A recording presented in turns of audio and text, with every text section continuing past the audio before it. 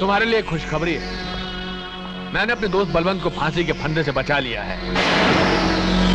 बलवंत ने मुझे बताया कि तुम उसके बेटे हो। जान के बहुत अच्छा लगा। मैंने उससे कहा कि तुम्हारे बेटे को मैं तुम तक पहुंचा दूंगा। अब तुम चंदर को लाए उसके माँ बाप से मिलवाने के लिए। वो माँ बाप इस वक्त बलवंत के कब्जे में है, फैक्ट्री में। धंधे की मजबूरी है। आज इसे इसके माँ बाप से मिलने से तू तो क्या, दुनिया की कोई भी ताकत नहीं रोक सकती। अगर तूने जरा सी भी चालाकी दिखाई तो मेरे एक इशारे पर तेरी बेटी की खोपड़ियां उड़ जाएगी। देख उधर।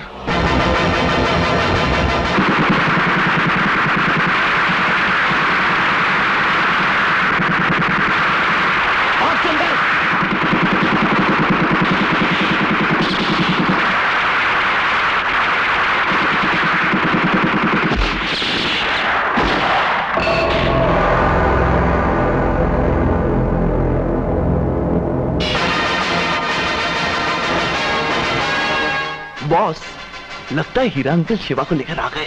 गुड। अरे लगता कोई और आ गया, दरवाजा तोड़ दिया। Good not good.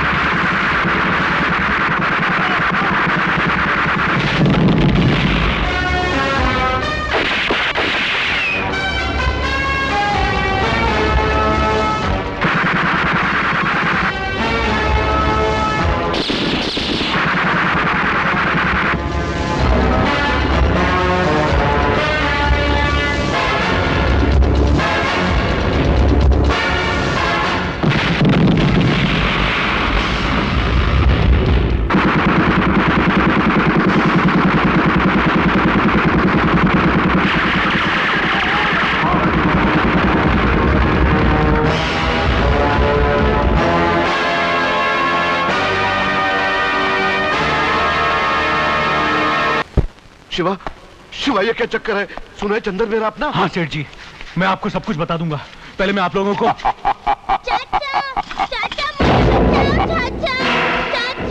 चाचा मुझे बचाओ चाचा। बहुत हो गया तुम्हारा खेल तमाशा शिवा। अब एक भी गलत कदम उठाया तो मैं इन सबके चीथड़े उड़ा दूंगा। मैंने कहा था ना कि आज तक कोई ऐसी रस्सी ही नहीं बनी जो बलवंत की गर्दन में फिट होकर फांसी का फंदा बन सके। तू मेरी मौत का जश्न मनाने वाला था ना? जश्न तो अब मैं मनाऊंगा तेरी मौत का। और आज उस कहानी को भी खत्म कर देंगे जो बरसों पहले हमने शुरू की थी। ये लो सेठ जी, मिल लो अपने असली बेटे से। जाओ भाई, जाओ बेटा, अपने माँ बाप के गले मिलकर दो आंसू बहा लो। जाओ। चंदर, आ बेटे, आ अपनी माँ के गले लग जा। पिताजी। चंदर,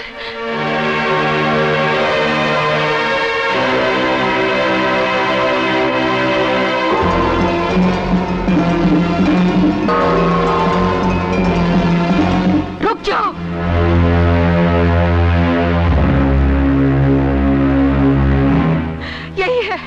यही है वो। कौन भाभी? तेरे भैया का कातिल।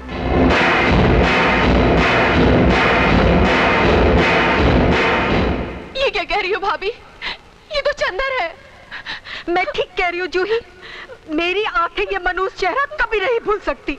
ऐसा मत कहो बहन। हमारा बेटा कातिल नहीं हो सकता। जरूर जरूर तो मेरे को गलतफहमी हुई है। तो आप खुद इससे पूछिए, क्या ये मेरे पति का कातिल नहीं है? क्या ये उस दिन मेरे घर नहीं आया था? ये सच है कि उस दिन मैं आपके घर आया था। ये भी सच है कि पुलिस मेरे पीछे पड़ी थी। लेकिन ये सच नहीं है कि सत्यप्रकाश भैया का कत्ल मैंने किया है। हमारी खुशियों में आग लगाने वाला अपराधी तू ही है। छोड़ दीजिए मुझे, मैं कहती हूँ छोड़ दीजिए मुझे। मैं इस कातिल को जिंदा नहीं छोड़ूंगी। तेजू छोड़ दो इसे। भाई हीरा, यहाँ तो एक कहानी में दूसरी कहानी मिल गई। तेजू इसे पिस्तौल दे दो, अब ये अपना बदला खुद ले लेगी।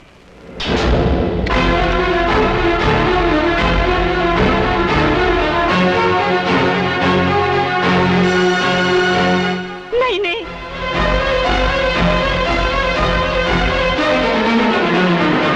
ठहरो भाभी, आपका अपराधी चंदर नहीं है। तुम ये कैसे कह सकते हो? इसलिए कि वो खून चंदर ने नहीं, मैंने किया है।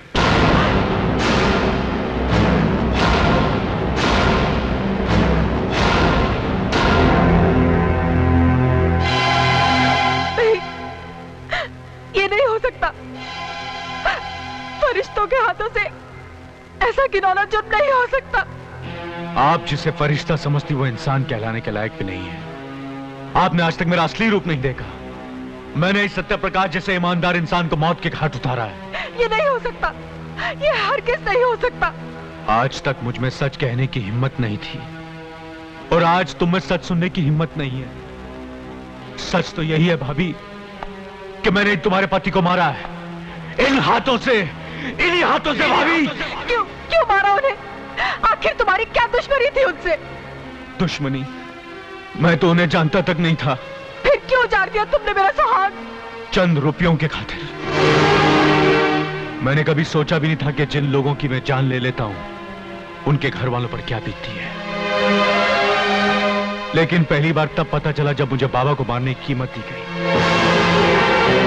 बस वहीं आकर मेरे जुर्मों की गाड़ी इंसानियत की चट्टान से टकरा गई और उसके बाद मेरी जिंदगी में दो दुश्मन रह गए।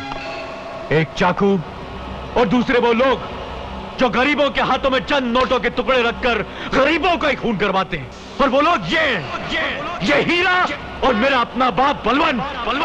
और जब तक इन जैसे लोग जिंदा हैं, मुझ जैसे शिवा पैदा होते रहेंगे भाभी। इतना क्या सोच रही हो? उठाओ पिस्तौल और मिटा दो इसे, जिसने तुम्हारी मांग के सिंदूर को मिटाया है।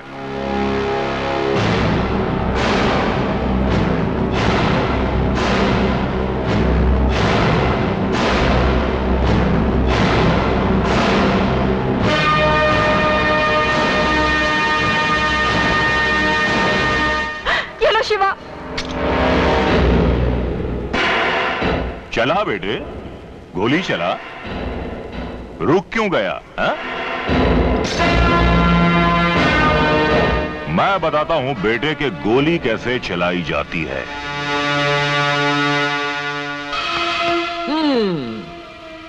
बलवंत अंकल, इससे तो उसके बदन में सिर्फ 6 सुराख होंगे और इससे 636। ये लीजिए और भून डालिए साले को।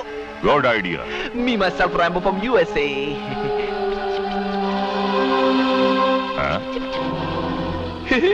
नहीं चलेगी बल्लू।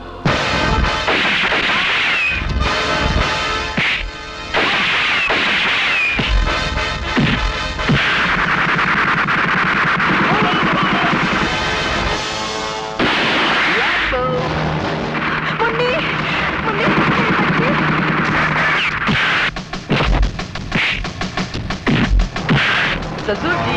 अरे क्या कर रहे हो बेटा? वो क्या है कि पिस्तौल तो मिल गई है, इसे चलाते कैसे हैं? अरे पिस्तौल को तो सीधा कर लो, ऐसे। अब चलाओ बेटा। ऐसे? ये शुभ काम आप ही कीजिए। बड़े शौक से।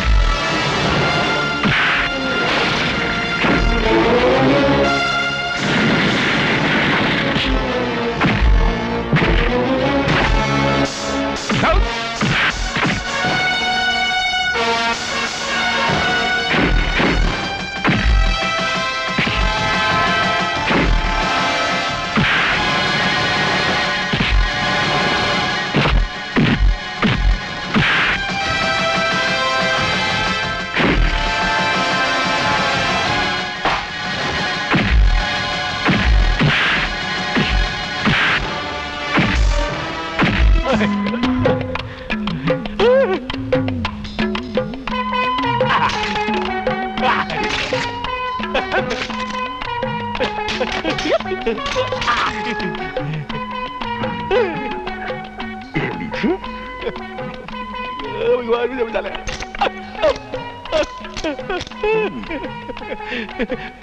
ये तो खाली है। लेकिन ये तो भरा हुआ है या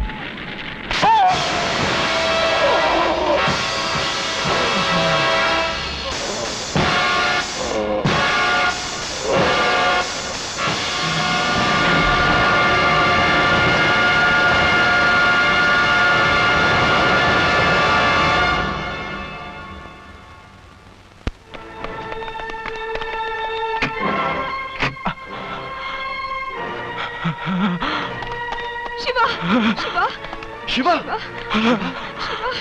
शिवा शिवा शिवा नहीं पारो, नहीं। एक न एक दिन तो ये अंजाम होना था। बस खुशी इस बात की है कि ऊपर जाकर मैं अपनी मां से कह सकूंगा कि तेरे अपराधी को उसके किए की सजा दे दी तेरे बेटे ने। भाभी, भाभी, भाभी, सबसे बड़ा गुनहगार मैं आपका हूं। अगर आपने मुझे सचमुच माफ कर दिया तो मेरी आखिरी ख्वाहिश जरूर पूरी कर देना भाभी। बोलो शिवा भैया, बोलो। मरने के बाद मेरी आंखें मुन्नी को दे देना। शिवा भैया।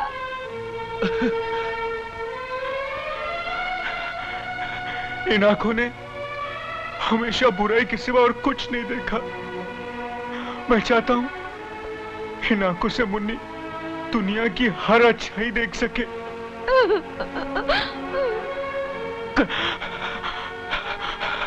सलीम। हाँ सलीम मेरे यार। हाँ शिवा। हाथ उठाकर दुआ मांग, दुआ मांग मेरे यार, ताकि मैं आसानी से मर सकूं।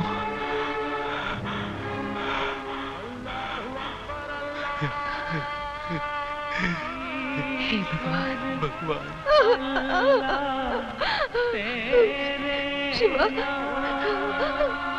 या अल्लाह।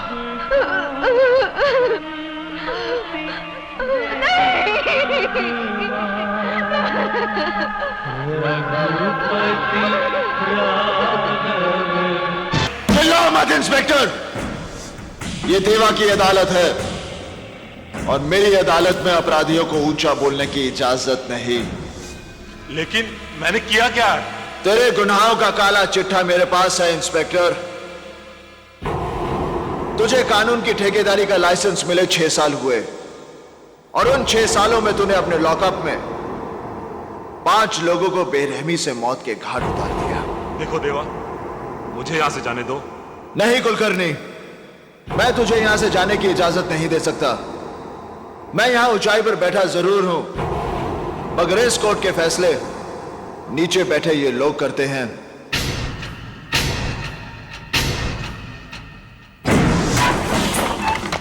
कुलकर्णी, तू गुनहगार है या बेगुनाह, इसका फैसला होना तो अभी बाकी है।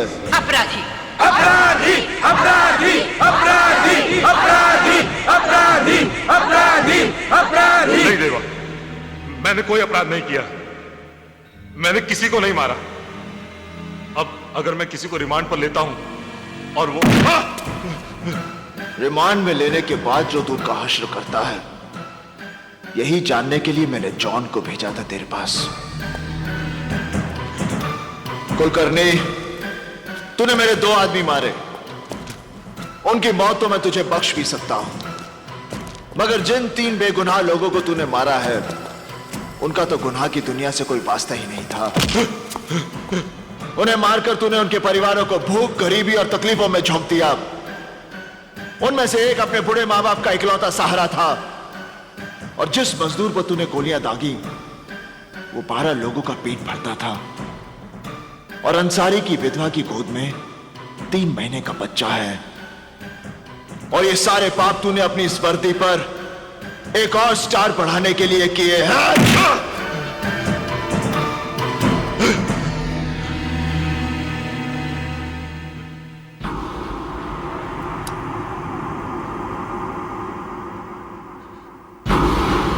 नहीं देवा, नहीं देवा, तुम मुझे नहीं मार सकते।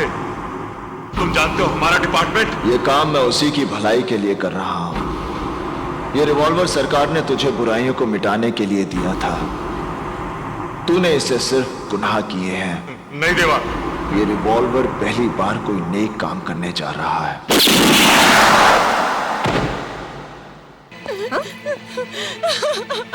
ओ, सिर्फ रोएगी या कुछ बताएगी भी?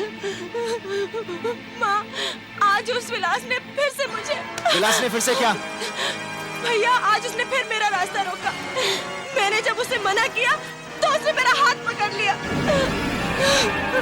देवा, पागल होगी क्या? उसके सामने बोलने की क्या जरूरत थी? पता नहीं अब वो क्या कर बैठेगा। लेकिन माँ, मैं भी क्या करती? तू चल मेरे साथ। देवा, देवा रुक, रुक बेटा, रुक। रुक जा देवा, देवा रुक। भैया मेरी बात तो सुनो। मेरी बात तो सुन। हम इधर से बात करेंगे। हम विलास को समझा देगा। सुन मेरी बात, प्लीज। भैया बात तो सुन। देवा रुक जा।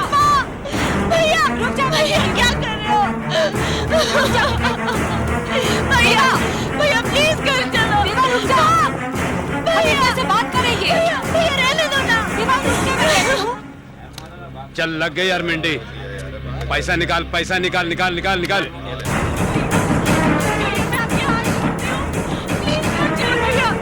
भैया मेरी बात सुनो प्लीज।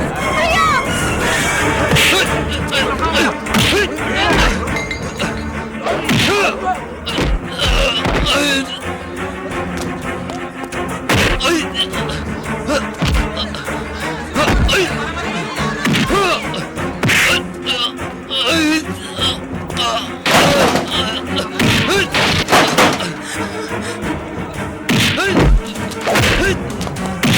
देवा रुक जा बेटे, रुक जा।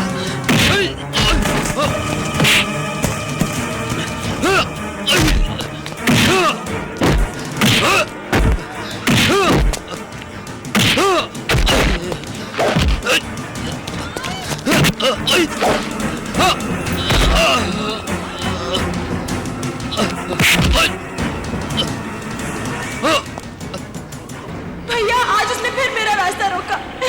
मैंने जब उसे मना किया तो उसने मेरा हाथ पकड़ लिया।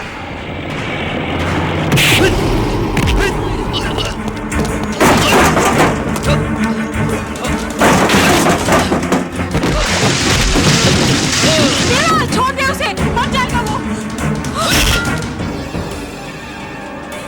देवा छोड़ दे।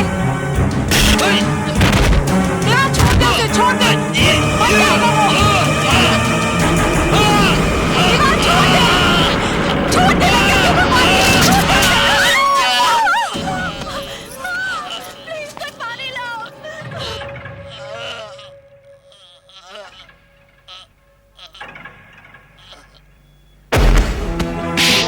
क्या किया तूने? क्या किया? एक हत्यारे ने जन्म लिया है मेरे घर में। एक हत्यारे ने जन्म लिया मेरे घर में। तू पैदा होते मर क्यों नहीं किया? मर क्यों नहीं किया? एक अभागा बाप हूं मैं, अभागा बाप हूं मैं। ले जाओ इस हरामजादे को, बंद कर दो इसे, बंद कर दो इस हरामजादे को जिंदगी भर के लिए। नहीं चाहिए मुझे ऐसा बेटा, नहीं चाहिए मुझे। ले जाओ इस हरामजादे को। इसी दिन से डरता था, इसी दिन से। लेकिन तुम लोगों को तो समझ में नहीं आता था उस वक्त जब मैं देवा को लेकर झगड़े करता था। दुश्मन लगता था तुम लोगों को मैं देवा का। पता नहीं अंदर ही अंदर क्या पाप पाल रहा था, क्या कमी रह गई थी मुझसे उसकी परवरिश में। हाँ? नहीं बाबूजी, बाबूजी, विलास तो मेरा भाई था ना, मगर गुड्डी की इज्जत पर हाथ डालकर उसने जितना बड़ा पाप किया ना, देवा ने उतनी बड़ी सजा नहीं दी उसे। अरे देवा क्या, कोई भी भाई ये बर्दाश्त नहीं कर सकता कि कोई उसकी बहन के साथ। बाबूजी, शर्मनाक वो नहीं जो देवा ने किया, शर्मनाक वो है जो मेरे भाई ने किया, मेरे खुद ने। इतना प्यार मुझे मिला है इस घर से, कभी पराया होने का एहसास नहीं दिया। ताज़ेरात हिंद दफा 307 के तहत यह अदालत मुजरिम देवा को 4 साल की सजा सुनाती है। तू फिक्र नहीं करना, मैं बाबूजी को मनाऊंगा। हम लोग हाई कोर्ट में अपील करेंगे। तू बिल्कुल। आकाश, क्या कर रहा है तू? देख, मुझे भी रुलाएगा। आकाश,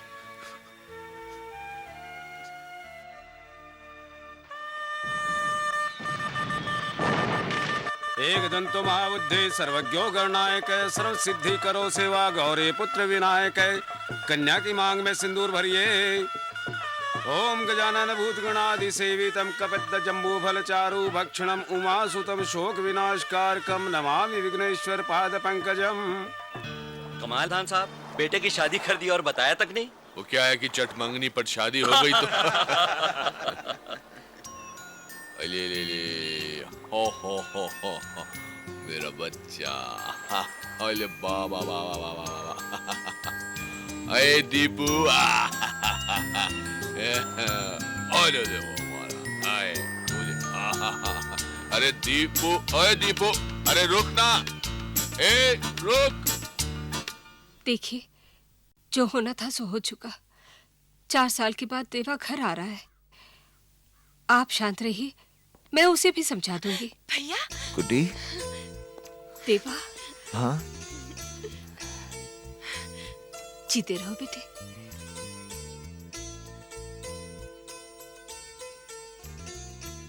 बेटे, अब तुझे भी अपनी सोच, अपना स्वभाव जरा बदलना होगा। माँ, अभी तो यही मानती है कि जो मैंने किया वो गलत था? देखा, इसे अपने किए धरे का कोई पछतावा ही नहीं। पुलिस, कोर्ट, कचहरी सब कुछ हो गया। नाते रिश्तेदारों में भी अच्छी खबर पहुंच गई कि अशोक प्रधान का लड़का जो है वो जेल में है। खानदान का नाम, इज्जत धूल में मिलाकर ये अब भी पूछ रहा है कि इसने किया क्या है। प्लीज बाबूजी, बाबूजी प्लीज, जो गुजर गया उसे भुला दीजिए। हमें आगे की सोचनी है। आज देवा को आपकी जरूरत है बाबूजी, आपके प्यार की जरूरत है। इंदर, आदमी अपनी गलतियों से सीखता है। इसके चेहरे मोरे आंखों को देखकर तुम्हें लगता है कि इसे पछतावा हो रहा है? हाँ, ये सच है। मुझे कोई पछतावा नहीं। ये सच मेरे दिल में भी है, और झूठ बोलकर मैं आपको कोई तसल्ली देना नहीं चाहता। देवा, नहीं, जरूरत नहीं। अब इस घर में किसी को भी इसे कुछ कहने समझाने की जरूरत नहीं। इस घर ने तुमसे बहुत कुछ पा लिया। तुम्हारे माँ बाप को तुम्हें जन्म देने का जो पुरस्कार मिलना था वो भी मिल गया। अब हमें हमारे हाल पर छोड़ दो। ये घर तुम्हें इससे ज्यादा सह नहीं सकता। बाबूजी, आप बात को इतना क्यों बढ़ा रहे हैं? वो समझ जाएगा, मैं समझाऊंगा उसे। बाबूजी प्लीज आप तसल्ली रखिए। अगर आप ही इस तरह के फैसले करेंगे तो देवा एकदम नाराज होकर। ये आपने क्या कह दिया? आप तो जानते हैं कि नहीं माँ, बाबूजी ठीक कह रहे हैं। अगर मैं खुद को बदलने के लिए तैयार नहीं तो ये मेरी जिद या कमजोरी है। इसके लिए मैं आप सबको परेशानी में डालूं, इसका मुझे कोई हक नहीं।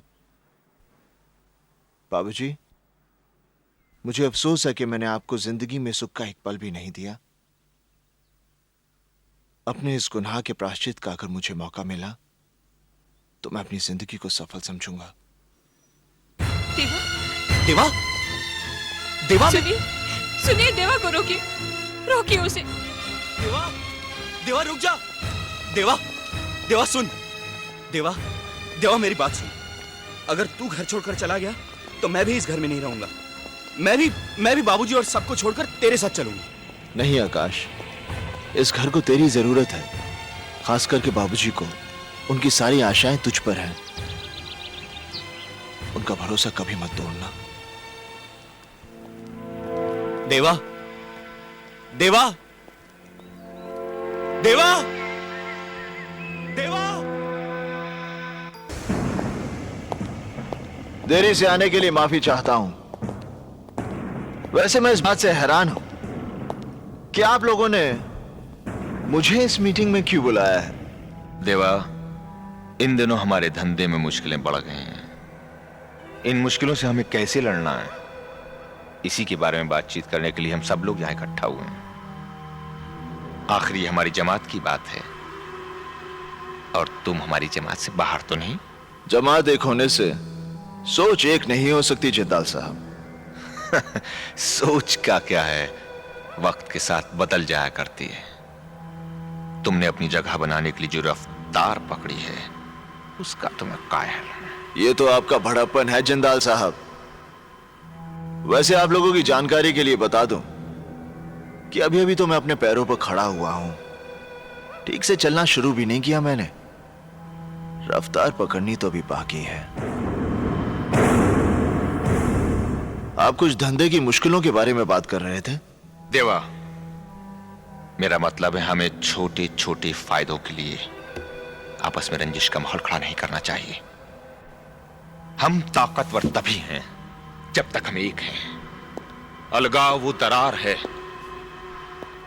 जो किसी भी इमारत की बुनियाद में समाकर उस इमारत को बर्बाद कर देती है। हमें अपनी इमारत में इस दरार के लिए कोई जगह नहीं छोड़नी। हमें पूरी ताकत के साथ मिलकर अपने दुश्मन से लड़ना है, और हमारा दुश्मन है कानून। तुम्हें मालूम है देवा कि हमारे नए सीएम बहुत ही ईमानदार हैं। उन्होंने इस शहर से क्राइम को पूरी तरह खत्म करने का बीड़ा उठाया है, और इस ऑपरेशन का इंचार्ज उन्होंने बनाया है एसीपी इंदर सक्सेना को। सक्सेना के पिछले रिकॉर्ड के बारे में हमने पता किया है। यह आदमी हम जैसों के लिए कुछ ठीक नहीं है। इससे पहले कि हमारे इर्द गिर्द कानून का दायरा कस दे, हमें उसे इस दुनिया से विदा कर देना चाहिए। नहीं जिंदाल साहब, सक्सेना को मारकर हम पूरे पुलिस डिपार्टमेंट को अपना दुश्मन नहीं बना सकते। यह बात तो सभी जानते हैं कि कोई भी पुलिस ऑफिसर सच्चाई और ईमानदारी का बोझ ज्यादा देर तक नहीं उठा सकता, और जिस दिन सक्सेना को यह बात समझ में आ गई, वो खुद ही ट्रांसफर ले लेगा। मेरे हिसाब से उसे 3 महीने का वक्त देना चाहिए।